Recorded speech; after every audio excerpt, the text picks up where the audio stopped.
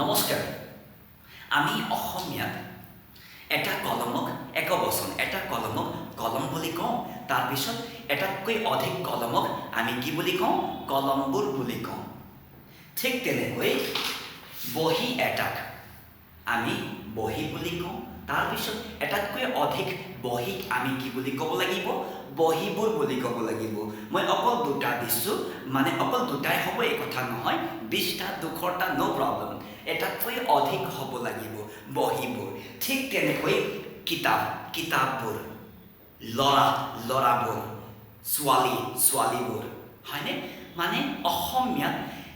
একবচনৰ পৰা বহুবচন কৰা নিয়মটো এটাই কিন্তু ইংৰাজীত পৃথক গতিকেলৈ ভিডিঅ'টো শেষলৈকে চাব আপুনি কৰিবলগীয়া প্ৰশ্নৰ উত্তৰটো পাব বলকচোন আজিৰ এই ভিডিঅ'ৰ মাধ্যমেদি আপোনালোকক যুগুতোৱা হৈছে যে ইংৰাজীত একবচনৰ পৰা বহুবচনলৈ কৰা বেলেগ বেলেগ নিয়ম ইংৰাজীত এটা নিয়মেদি ই টিকি থকা নাই বেলেগ বেলেগ নিয়ম আছে তো হেডিং আমাৰ আছে rules of singular to plural nouns এতিয়া এক নম্বৰ ৰুলটো হ'ব মনত থব মই বৰ বিশেষ দীঘলীয়া নকৰি আপোনাক আগুৱাই লৈ যাওঁ চাবচোন শব্দ এটাৰ লগত ই মন দিব শূন্য শূন্য দিয়া হৈছে মানে হ'ল ডেমো হিচাপে দিয়া হ'ল যে শব্দ এটাৰ ই এটা আখৰ একোটা আখৰ ঠিক আছে শব্দ এটাৰ লাষ্টৰ ফালে এই কোলাকে আছে নহয় এইটো মানি লওক ধৰি লওক যে শব্দ এটাৰ লাষ্টৰ ফালে যদি sh থাকে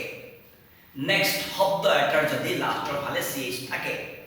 নেক্সট যদি শব্দ এটাৰ লাষ্টৰ ফালে যদি o থাকে শব্দ এটাৰ লাষ্টৰ ফালে যদি x থাকে শব্দ এটাৰ লাষ্টৰ ফালে যদি s থাকে শব্দ এটাৰ লাষ্টৰ ফালে যদি ডাবল s থাকে শব্দ এটাৰ লাষ্টৰ ফালে যদি z থাকে তেন্তে আপুনি es যোগ কৰিব বহুবচন কৰিবলৈ যাওঁতে এই নিয়মটো স্পিকিংৰ কাৰণে ৰাইটিংৰ কাৰণে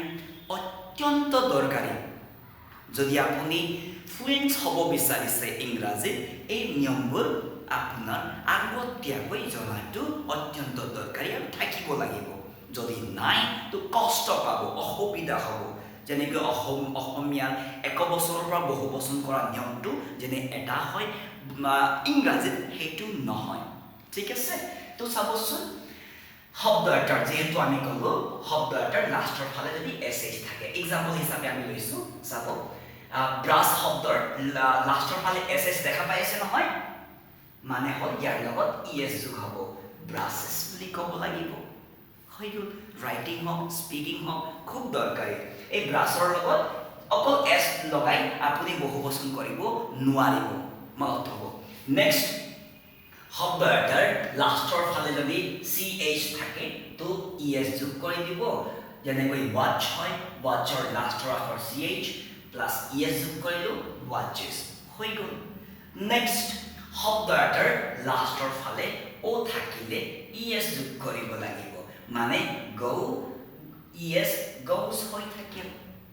ঠিক তেনেকৈ শব্দ এটাৰ লাষ্টৰ ফালে যদি x থাকে x যদি থাকে তো ইয়াৰ লগত যোগ কৰি দিব es box es boxes হৈ গ'ল অত্যন্ত দৰকাৰী দেই ইন্টাৰভিউত বিশেষকৈ ছাত্ৰ ছাত্ৰীবিলাকৰ কাৰণে অত্যন্ত দৰকাৰী গোটেই জীৱন লাগিব এই কথাটো নমৰা পৰ্যন্ত লাগিব ঠিক আছে ওকে নেক্সট হ'ল শব্দ এটাৰ লাষ্টৰ ফালে যদি s থাকে তো যোগ কৰি দিব es bus es buses শব্দ এটাৰ লাষ্টৰ ফালে যদি ডাবল s থাকে তেন্তে es যোগ কৰি দিব ক্লাস es classes হৈছেনে ঠিক তেনেকৈ শব্দ এটাৰ লাষ্টৰ ফালে যদি z থাকে z থাকিলে আমি es যোগ কৰিব লাগিব quiz es quizzes হৈ গ'ল বুজি পালে নহয় এক নম্বৰ ৰুলটো ইমান আপুনি এই ইয়াৰ পৰা ইমানখিনি আপুনি মনত থব লাগিব বাকিখিনি আপোনাৰ পানী হৈ যাব পানী হোৱা নাই যদি কমেন্ট কৰিব ঠিক আছে খালি অলপমান মনত থব লাগিব টেকনিক থাকে আমাৰ ইয়াত নেক্সট হ'ল শব্দ এটাৰ লগত s যোগ কৰি বহুবচন আমি কৰোঁ এতিয়া বহুবচন কৰা নিয়মটোত s আহে দেই মনত থব চাব শব্দ এটাৰ লগত শব্দ এটাৰ যদি লাষ্টৰ আখৰ কি হয় ন এই ইয়াত থকা আখৰৰ লগত অমিল হয় মিলি থকা নাই বা নাথাকে এইবিলাক শব্দ যদি মানে শব্দ এটাত এইবিলাক আখৰ যদি নাথাকে তেন্তে চকু বন্ধ কৰি এছ যোগ কৰক বহুবচন হৈ যাব উদাহৰণ হিচাপে চেয়াৰ এই চেয়াৰৰ লাষ্টৰ ফালে S H C H O' X S double S Z আছে নেকি নাই নহয় মানে হ'ল এছ যোগ হ'ব চেয়াৰ্ছ হৈ থাকিব ঠিক তেনেকৈ ফেন মনত থব ফেন শব্দৰ লাষ্টত S H C H O' X S double S Z আছে নেকি দেখা পাইছে নেকি নাই নহয় মানে হ'ল এছ যোগ হ'ব ফেন্স হৈ থাকিব কিমান সহজ বুজি পানী পানী হৈছে কি নাই ক'ব দেই নেক্সট এইটো আছে 2 নম্বৰ ৰুল একবচনৰ পৰা বহুবচনলৈ কনভাৰ্ট কৰা 2 নম্বৰ ৰুলটো আছিল এটা 3 নম্বৰ ৰুলত কি কোৱা হ'ল একদম অত্যন্ত দৰকাৰী মনত থব গোটেই জীৱন এই কথাটো কামত আহিব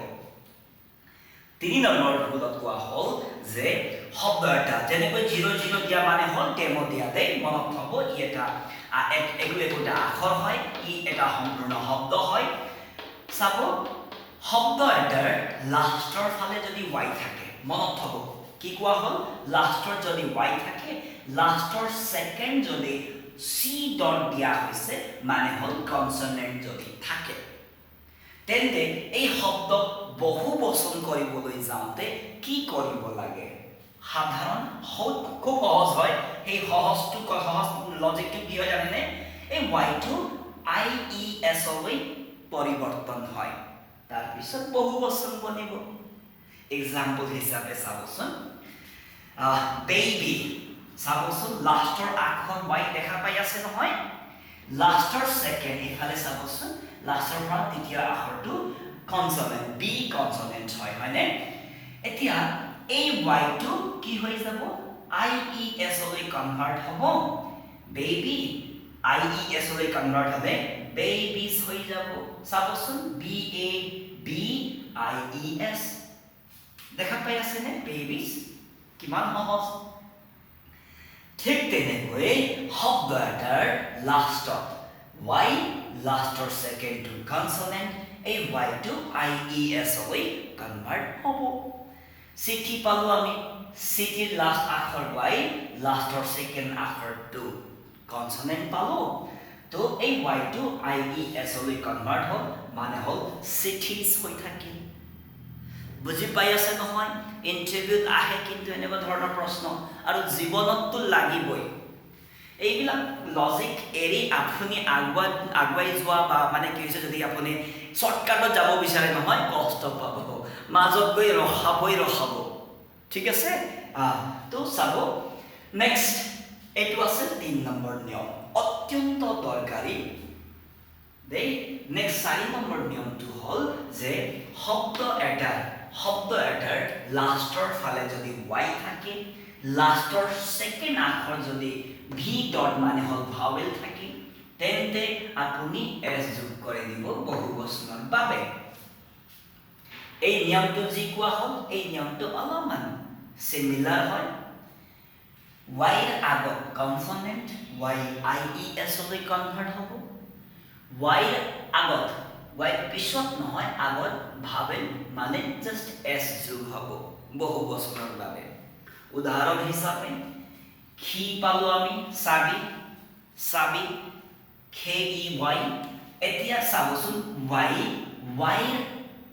পিছত নহয় আগত এই ইটো ভাৱেল হয় নহয় জানো মানে যোগ s হ'ব খিজ হৈ যাব ঠিক আছে ইয়াত আকৌ এই y টো i e s লৈ কনভাৰ্ট নহয় নোহোৱা কাৰণটো হ'ল যে y আগত y পিছত নহয় y আগত ভাৱেল আখৰ থকাৰ বাবে দেই তাৰ পিছত